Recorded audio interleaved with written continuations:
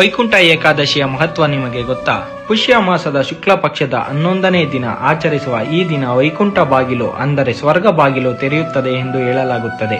ಈ ಬಾಗಿಲಿನಿಂದ ಪ್ರವೇಶಿಸಿದರೆ 7 ಜನ್ಮಗಳಲ್ಲಿ ಮಾಡಿರುವ ಪಾಪಗಳು ನಿವಾರಣೆಯಾಗಿ ಮೋಕ್ಷವನ್ನು ಪಡೆಯುತ್ತಾರೆ ಎನ್ನಲಾಗುತ್ತದೆ. ವೈಕುಂಠವೆಂದರೆ ಕ್ಷೀರಸಾಗರದಲ್ಲಿ ಶೇಷನಾಗನ ಮೇಲೆ ಪಾವಾಡಿಸುವ ವಿಷ್ಣುವಿನ ವಾಸಸ್ಥಾನ. ವರ್ಷ ಪೂರ್ತಿ ವೈಕುಂಠ ದ್ವಾರವನ್ನು ಮುಚ್ಚಲಾಗುತ್ತದೆ.